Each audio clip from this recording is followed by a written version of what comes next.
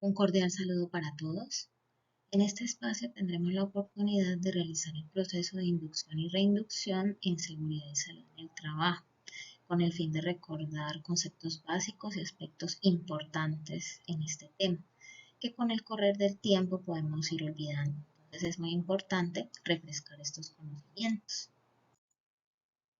Vamos a ver algunas generalidades en materia del Sistema General de Seguridad Social, porque a veces tendemos a confundir qué entidad presta qué servicio.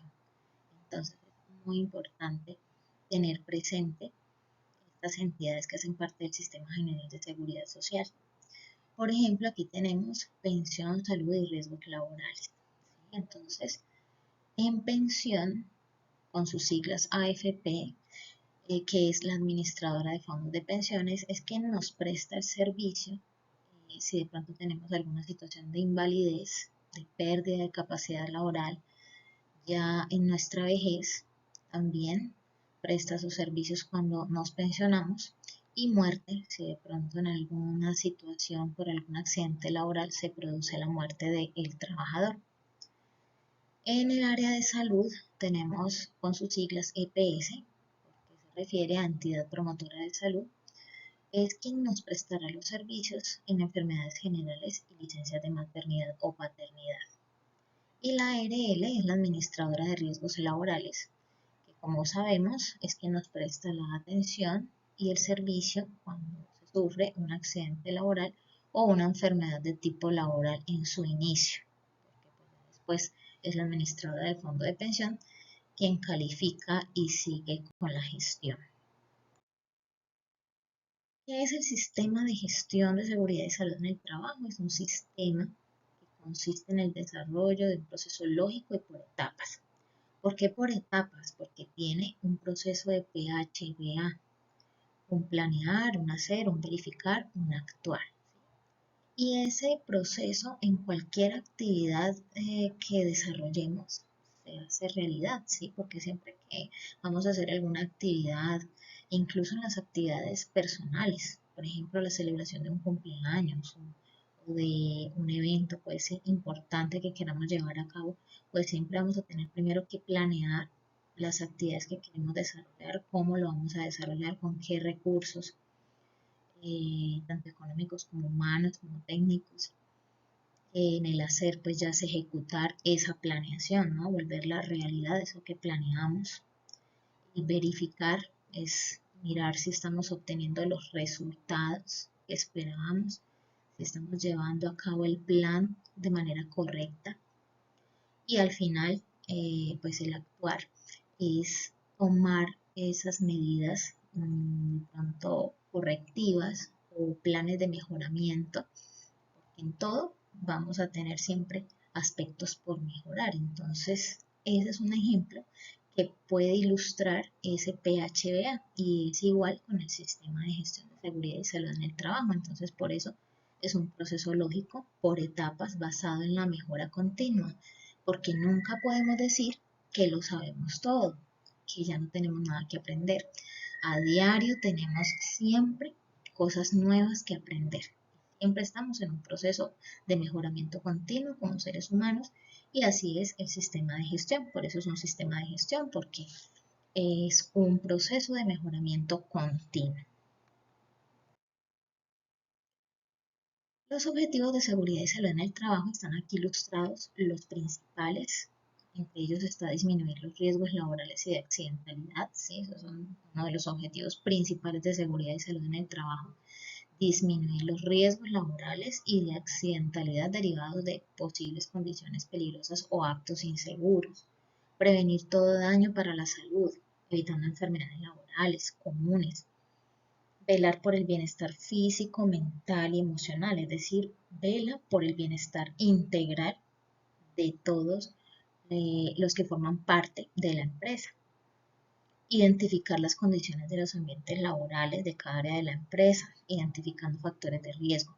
Para poder tomar medidas preventivas, pues debemos saber a qué nos enfrentamos, debemos conocer cuáles son esos factores de riesgo que pueden afectar nuestra salud para poder tomar las medidas. Entonces, uno de los objetivos de seguridad y salud en el trabajo es identificar esos factores de riesgo, orientar a los integrantes del COPAS. Recordemos que el COPAS es ese grupo de personas que no son ajenas a la empresa. Ese grupo, ese COPAS, siempre debe estar conformado por trabajadores de la empresa. Recordemos que algunos de los miembros son nombrados directamente por el representante legal o por las directivas de la empresa y otros miembros son elegidos por votación libre de los compañeros, de los trabajadores.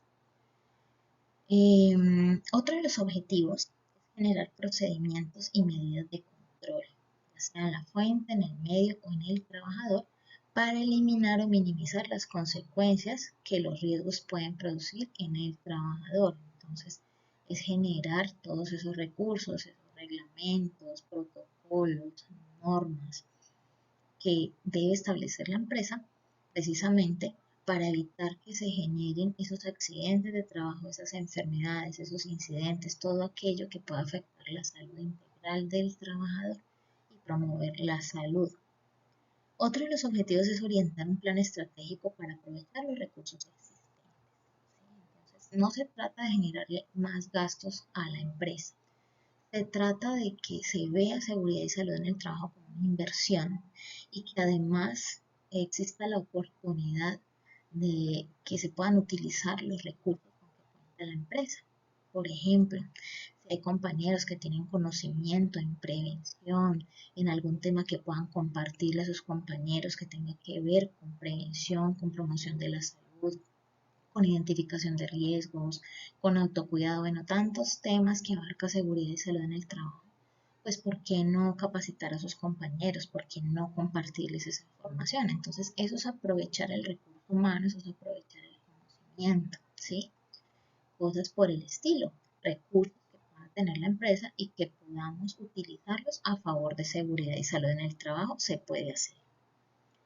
Y el octavo objetivo, mantener procesos de seguimiento y mejora continua con auditorías, verificación, garantizando la eficacia de los métodos que se han utilizado en el sistema, ver si los resultados se están obteniendo de manera adecuada, ver qué se debe mejorar, hacer planes de acción. Responsabilidades en materia de seguridad y salud en el trabajo. Recordemos también que los responsables de seguridad y salud en el trabajo, de su cumplimiento, de su gestión, de su implementación, no es solamente las directivas de la empresa, no es solamente la cabeza de la empresa. Todos tenemos responsabilidades en seguridad y salud en el trabajo. Las responsabilidades del empleador es procurar el cuidado integral de la salud de los trabajadores y de los ambientes de trabajo, que los ambientes de trabajo estén adecuados, propicios para desarrollar las labores de manera eficaz sin ver afectada su salud. Programar, ejecutar y controlar el cumplimiento del sistema de gestión, o sea, el empleador debe verificar que sí se cumpla, que sí se esté cumpliendo todo lo enmarcado en la legislación vigente y que todo lo que se planea se ejecute de manera adecuada. ¿Cuál es otra de las responsabilidades del empleador? Notificar a la ARL los accidentes, los incidentes, las enfermedades de tipo laboral. Perdón, los incidentes no se deben notificar, pero sí se deben investigar. Entonces, notificar a la ARL los accidentes y enfermedades de tipo laboral. Facilitar la capacitación en materia de seguridad y salud en el trabajo para los trabajadores a su cargo. Entonces, se deben facilitar los espacios de capacitación. Responsabilidad de los trabajadores, procurar el cuidado integral de su propia salud. ¿Sí? Entonces, así como veíamos ahorita que el empleador también debe procurar que su personal esté en un adecuado ambiente laboral, en adecuadas condiciones, pues también como trabajadores deben procurar su autocuidado, el cuidado de su salud. Los trabajadores también deben conocer y tener clara la política de seguridad y salud en el trabajo, la norma de seguridad, el reglamento de higiene y seguridad industrial. Todos estos documentos están en lugar visible, publicados allí en la empresa. Suministrar información clara, completa y veraz sobre su estado de salud. Es responsabilidad del trabajador suministrar registrar de manera sincera cuál es su estado de salud, no porque se le vaya a terminar el contrato por ello, sino para saber cómo serían o cómo se deben adecuar los ambientes de trabajo, las condiciones de trabajo para de pronto esa situación en su salud. Por ejemplo, si hay un trabajador que sufre de vértigo y en la empresa se ignora esa situación y el trabajador se queda calladito, pues de pronto lo mandamos a que cambie el bombillo, a que se suba en tal escalera, a hacer alguna gestión. Y no sabemos que sufre vértigo, pues se nos va a caer de allá. Va a generar un accidente y tal vez un accidente muy grave. Entonces debemos ser sinceros con la información de nuestro estado de salud. Otra responsabilidad de los trabajadores es cumplir las normas de seguridad e higiene propias de la empresa, participar en la prevención de riesgos laborales mediante las actividades que se realicen en la empresa, así como el empleador debe programar actividades preventivas y capacitaciones, pues es responsabilidad de los trabajadores participar de estas actividades que el empleador está programando. Esto de seguridad y salud en el trabajo es un trabajo, valga la redundancia, en equipo, ¿sí? Son acciones que en equipo se deben implementar para que se vean los resultados. No puede ser solo el empleador haciendo la gestión o solo los trabajadores haciendo la gestión. No, debe ser de parte y parte la colaboración y la disposición para que estas actividades tengan los resultados que se esperan en bienestar de todos. Informar las condiciones de riesgo detectadas al jefe inmediato. Sabemos que cada trabajador, al pasar tanto tiempo desde su jornada laboral, terminamos pasando más tiempo en nuestro trabajo que en nuestras propias casas, pues debemos ser los veedores, los vigilantes de esos ambientes laborales en los que nos desempeñamos. Entonces, ¿quién mejor para identificar factores de riesgo que ustedes mismos como trabajadores, que están en el día a día, todo el tiempo allí ejecutando las labores y pueden identificar de manera más efectiva y más acertada esos factores a los que pueden estar expuestos y que pueden afectar su salud y obviamente no quedarse con esa información, sino informarle al jefe inmediato para que se puedan tomar las medidas. Reportar inmediatamente todo accidente laboral o incidente. Por muy sencillo o bobo que parezca, por decirlo de alguna manera, el accidente sucedido, si llegase a ocurrir, deben informarlo porque no sabemos qué consecuencias pueden tener más adelante esas lesiones, esos golpes, esas caídas. El COPAS, como decíamos anteriormente, pues es ese grupo que está integrado por personas nombradas por personas de la empresa, trabajadores de la empresa, una parte nombrada por las directivas, otra parte por los trabajadores, y es este grupo que va a tener que reunirse una vez al mes, con el que cuenta la empresa. En este momento se cuenta con COPAS. La idea es que cada 2 años se renueve, si así se dispone, que sigan, continúen los mismos integrantes, no hay ningún problema.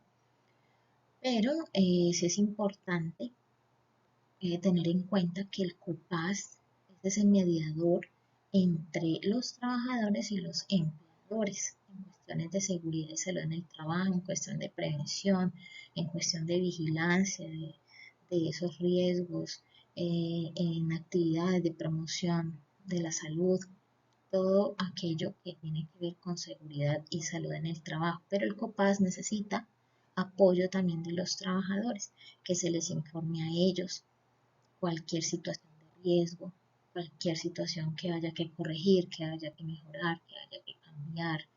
Si hay normas de la empresa, porque las normas legales pues no las podemos cambiar, pero de pronto reglamentos, protocolos que tengamos allí en la empresa y que de pronto ustedes tengan sus opiniones, sus puntos de vista para mejorarlo, para corregirlo, se debe hacer. Entonces, debe haber muy buena comunicación entre los trabajadores y el COPAS para que el COPAS pueda cumplir con sus funciones de manera adecuada, con sus objetivos de manera adecuada. Autocuidado. Entonces, autocuidado es responsabilidad de todos. ¿Qué es el autocuidado? Pues como su palabra lo indica, es el cuidado de mí mismo. ¿Sí? El autocuidado tiene que ver con la autoestima. ¿Por qué tiene que ver con la autoestima? Y eso lo hemos dicho en muchas ocasiones, porque si nos queremos, si nos valoramos, pues es imposible que no nos vayamos a cuidar, que no tenga importancia para nosotros nuestra vida. El autocuidado lo podemos definir como ese conjunto de comportamientos, como ese conjunto de actividades que hacemos de manera personal para preservar nuestra salud integral, para preservar nuestro desarrollo funcional, nuestro bienestar en cada aspecto de nuestra vida, ¿sí? Cuidarnos a nosotros mismos de los peligros y riesgos que nos pueden rodear, y ese autocuidado no solamente es dentro de la empresa, sino en nuestro hogar, a donde quiera que vamos, el autocuidado debe estar con nosotros, debe volverse un hábito, un estilo de vida. Uno de los mecanismos para lograr ese autocuidado es el uso responsable y adecuado de los elementos de protección personal y de los elementos de bioseguridad. Recordemos que los trastornos respiratorios están cada vez más propagados, ¿sí? Se están propagando cada vez más esos trastornos. Hay muchas variantes del COVID, y aunque por ahí dicen que no están generando de pronto mortalidad, pues no sabemos si las predisposiciones que tenemos, incluso predisposiciones que ni sabemos que tenemos, pueden afectarse, ¿sí? Y producir en nosotros efectos bastante graves. Entonces, si tenemos de pronto resfriados, alergias respiratorias, si tenemos gripe, si tenemos tos, por favor usar el tapabocas de manera adecuada mientras estemos en las instalaciones de la empresa. Si presentamos fiebre, no asistamos a trabajar, por favor. Actuemos de manera responsable, porque esto es una medida de autocuidado. Entonces, evitemos que nos vuelvan a encerrar, porque eso fue fatal. Uso de los CPP, entonces tenemos que tener en cuenta que independientemente del contrato que podamos tener o de las labores que desempeñemos, pues es responsabilidad de cada uno usar esos elementos de protección o de bioseguridad cuando corresponda, y los que nos correspondan, ¿no? De acuerdo a la actividad o a la tarea que estemos desarrollando en el momento, porque no se trata de usar elementos de protección a la loca, ¿sí? Por usarlos, no, es de acuerdo a la actividad que estamos desarrollando que debemos utilizar.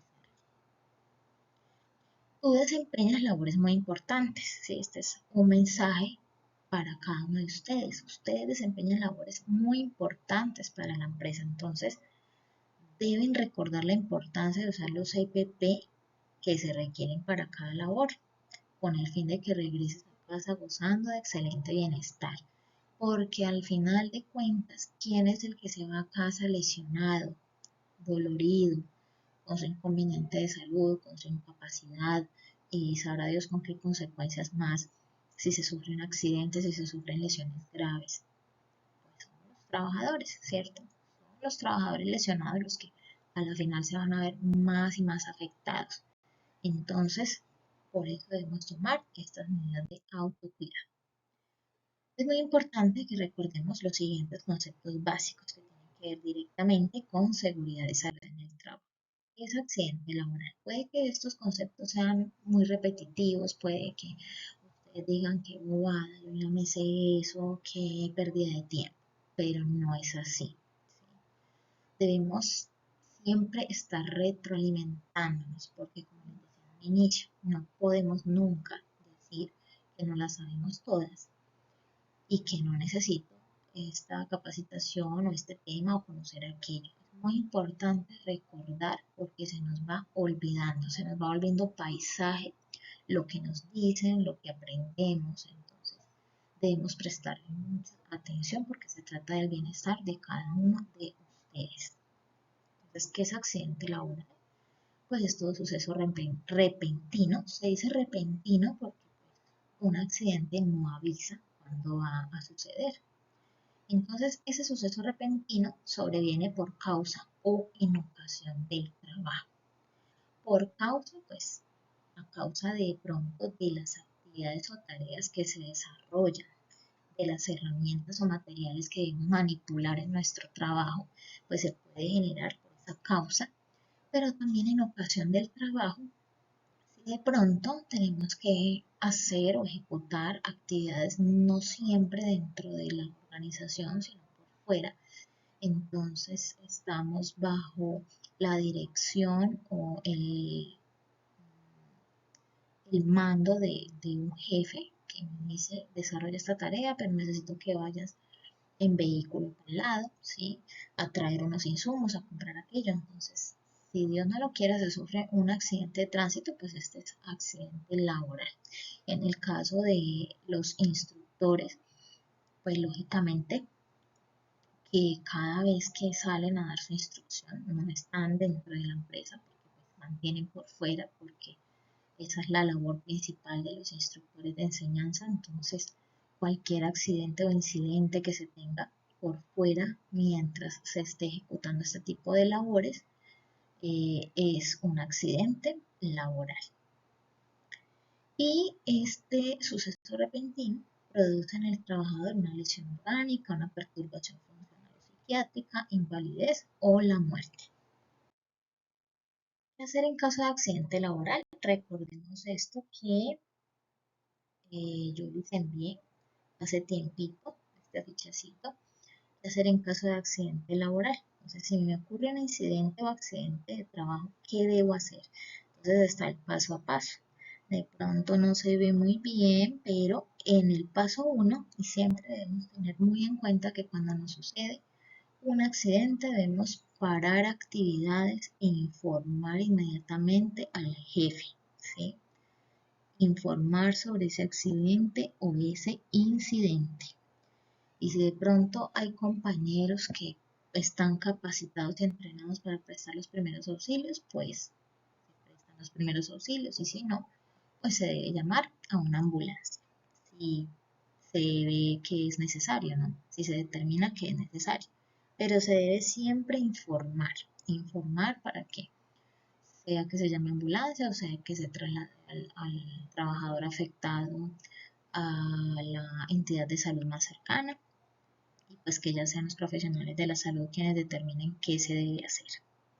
El paso 2 es que de acuerdo al estado de salud, pues entonces el trabajador deberá describir qué sucedió. Si el trabajador se encuentra consciente, debe facilitar toda la información posible de lo que sucedió para poder determinar las causas. Y está la línea de la ARL positiva donde se debe notificar el accidente ocurrido, ¿sí? O la página web. Y en el paso 3 están las IPS habilitadas que tiene la ARL positiva para estas atenciones. Y el último paso es que se debe seguir todas las indicaciones del profesional de la salud y cumplir con la incapacidad. Si estamos incapacitados, ya sea por accidente laboral o por enfermedad general, no podemos asistir al trabajo. Debemos cumplir todos y cada uno de los días de incapacidad que nos hayan autorizado. Incidente laboral. Los incidentes laborales son los casi accidentes. Que nos salvamos del accidente, eso es un incidente. Es muy importante informarlo y es muy importante investigarlo, porque esos incidentes son accidentes latentes. Si a mí no me sucedió el accidente y para mí fue incidente y me quedo callado, muy seguramente para mi compañero sí se va a convertir en un accidente. Enfermedad laboral. Recordemos que son aquellas situaciones o patologías que adquirimos por nuestras actividades laborales, por estar expuestos muchísimo tiempo, hablando de años de exposición a un mismo factor de riesgo, sin que hayamos tomado de pronto medidas preventivas y han pasado años expuestos hasta que ya el cuerpo nos empieza a mostrar signos, sus síntomas. Y pues lamentablemente en la mayoría de los casos cuando ya nuestro cuerpo nos habla, pues es porque ya toca de pronto tener que someternos a alguna cirugía o algún tratamiento invasivo y no vamos a quedar en nuestro normal desenvolvimiento, ¿no? Se va a afectar nuestra salud integral, porque cuando estamos afectados en nuestra salud, no solamente nuestra parte física se afecta, sino también nuestra parte emocional, nuestra parte psicológica, sí que se afecta cuando no estamos bien de salud. Esta es la clasificación de factores de riesgo. Los que vamos a ver no son todos los que le aplican a la empresa, pero es importante que sepamos cómo se clasifican los factores de riesgo de acuerdo a la normatividad legal vigente. El riesgo biomecánico se refiere a movimientos repetitivos, posturas forzadas y mantenidas, diseño del puesto de trabajo, si el diseño está acorde con mi estatura, mi tamaño, mis condiciones, esfuerzo y manipulación manual de cargas. El riesgo psicosocial tiene que ver con características de la organización del trabajo, las jornadas de trabajo, si son muy largas, las relaciones laborales, si son de cordialidad, si son de respeto, si son de colaboración, si son de trabajo en equipo, relación persona-tarea, si estamos entrenados, capacitados para el desarrollo de las actividades, pues este riesgo psicosocial va a ser más manejable que si de pronto nos enfrentamos a actividades laborales para las cuales no estamos entrenados y no nos sentimos capaces, pero sin embargo tenemos que ejecutarlas, esto nos va a generar estrés, preocupación, riesgo físico, están las temperaturas extremas, frío, calor, vibraciones, ruido, iluminación, ya sea por exceso o por falta de iluminación, radiaciones ionizantes, radiaciones no ionizantes, riesgo químico, fibras, polvos orgánicos e inorgánicos, líquidos, gases, vapores, humos metálicos o no metálicos, material particulado, riesgo biológico, virus, bacterias, hongos, parásitos, picaduras, mordeduras, fluidos, riesgo público, que está dividido en accidente de tránsito y en situaciones de orden público, de violencia, como robos, asaltos, atentados. Y en condiciones de seguridad ya nos encontramos con el factor de riesgo eléctrico, el mecánico, locativo, tecnológico, trabajo en alturas y espacios confinados que hacen parte de estas condiciones de seguridad, aunque no tienen que ver con las actividades del SEA. Pero, como les digo, es importante que conozcamos la clasificación de los riesgos y de los factores de riesgo para que tengamos este conocimiento. Y están los riesgos naturales, sismo, terremoto, vendaval, derrumbe, precipitaciones, inundaciones. Plan de prevención y brigada de emergencia. Este tema lo tratamos hace algunos meses, pero es importante que recordemos que es el plan de prevención, es el instrumento principal, es el documento donde están los procedimientos que se deben aplicar para enfrentar de manera oportuna, eficiente y eficaz las situaciones de emergencia. Las emergencias tampoco avisan, por eso debemos estar prevenidos, preparados para dar respuesta oportuna ante esas posibles emergencias que se puedan materializar.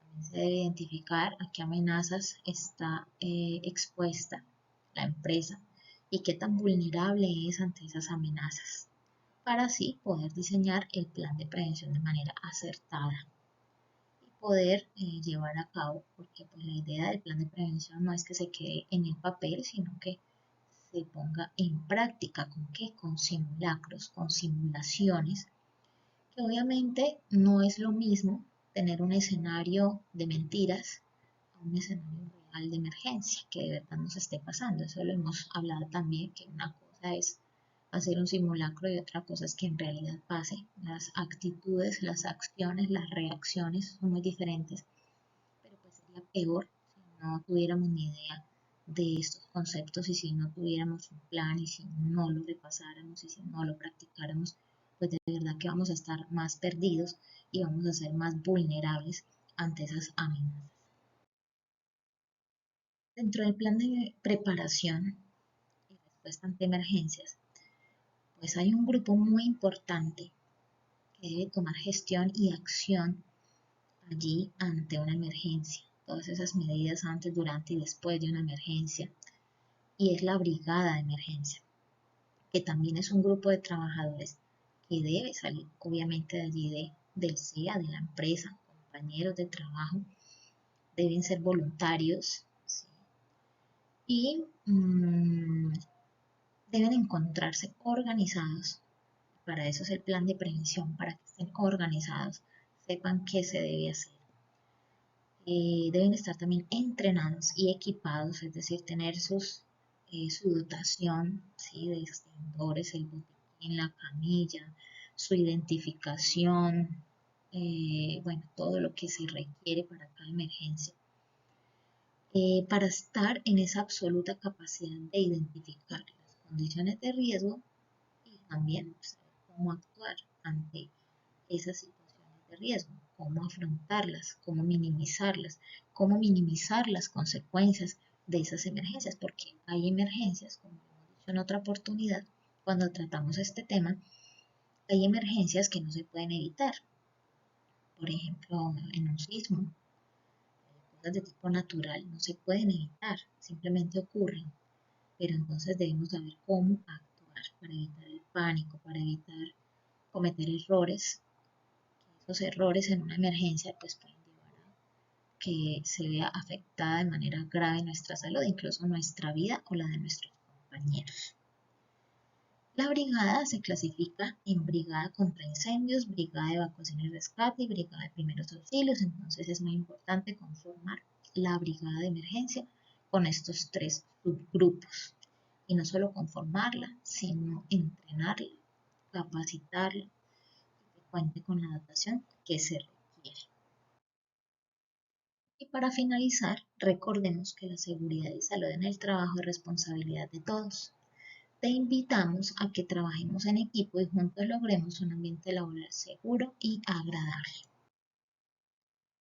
Entonces, espero que hayan aprovechado este espacio, que hayan refrescado los conocimientos básicos en seguridad y salud en el trabajo y esperamos contar con su colaboración en todo esto de materia de prevención, de autocuidado, de participación activa en todas estas capacitaciones y actividades que se desarrollan en pro del bienestar integral de todos.